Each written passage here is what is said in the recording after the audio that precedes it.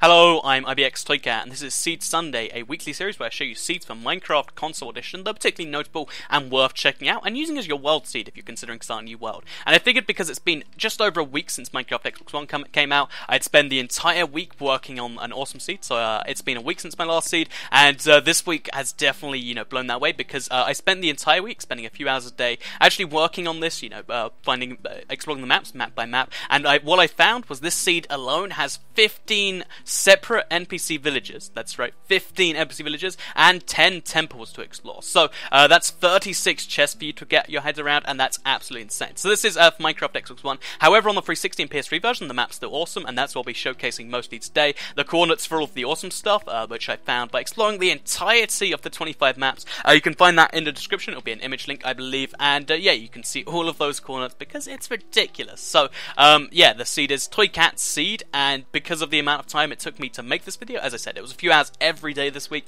I'd really appreciate a like on this video because yeah, it'd be insane if this video went absolutely crazy because of that, because the amount of effort this took was absolutely mind-blowing to me. So I hope you enjoy the video. So we're going to mainly focus on the 360 and PS3 version of the seed because that's also the version you spawn in with the Xbox One. However, there is still awesome stuff to go explore, but the spawn area is just ridiculous too. So the first thing you'll notice if you head just to the west of the spawn is you'll end up in this nice little desert, which is a good opportunity to get yourself a lot of sandstone because there's an NPC village with 12 separate houses. Unfortunately, it doesn't include a blacksmith chest or a church, but what it does include is all of these houses with all of this sandstone to rob, all of these crops you can take, and it's just a good place to sell with your first night because there's villages to trade with, which are awesome. So you can trade in your paper, or you can trade in your, I don't know, there's someone who will buy wheat, I bet, and stuff like that. So a good source of emeralds too. And next to the village there is also a desert temple. So this desert temple is a great chance to get 4 chances for diamonds,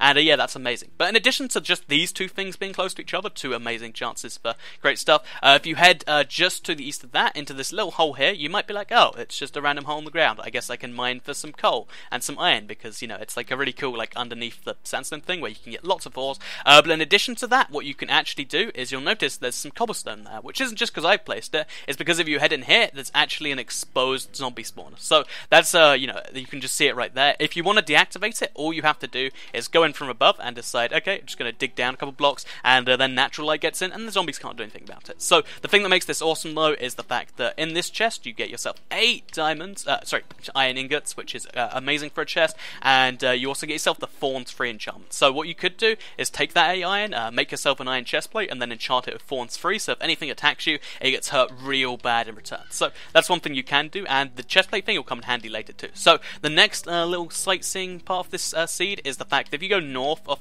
the extreme hill biome, desert biome, you'll end up in the extreme hill biome. So this is probably the most crazy one I've seen so far. I say that a lot, but I always just find ridiculous ones.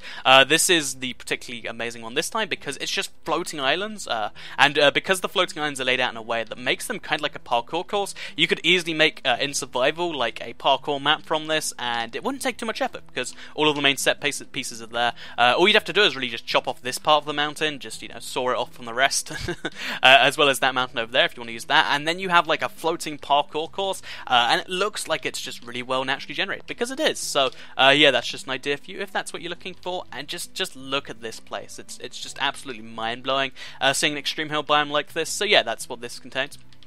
If you head further to the northeast from here, then what you'll end up with is the second set of Desert Temple and NPC Village pairing, because for some reason the temples are really close to most of the villages. So yeah, another 4 chances to get yourself some diamonds. Let's just quickly see what I get. Oh, and I set off the TNT, so we only have a little bit of time, as you can see, and we've got emeralds, and okay, and it's all gone. But yeah, so if you didn't set off the TNT like me, then you could have potentially got some diamonds. In the 2 chests I checked, there was an iron ingot, and there was some emeralds, so yeah, you can get some amazing stuff from there. And if you go to the NPC village just nearby at these coordinates, what you can actually find is there's a blacksmith chest. So the only blacksmith chest on the 360 version of the seed, but it contains a almost full set of armor, which combined with your chest plate will be a full set of armor just from the stuff the seed gives you, plus a second helmet for if a friend comes around or something. I'm not sure. If you're playing split screen, that's also handy. And yeah, the village itself is pretty cool. As you can see, there's like caves that you can access from the village that the villagers hide in. It's always a little weird when they do that, so yeah, if you want wanna do all this stuff, you can. A good way to get glowstone without going to the Nether, apparently. But yeah, so that's what this village offers. A little bit broken, but you know, still has the blacksmith chest, which is great. And then there's some surface lava, both you know, quite near it in 2 directions, and they're both next to jungles, so it'll probably burn down both jungles if you don't attend to those. So if you care about your jungles, then you might want to deal with that. So as you can see, the rest of the seed, I'll just give you a quick overview, is amazingly balanced. You get a really nice mixture for the biomes. As you can see, there's a really big frozen lake here.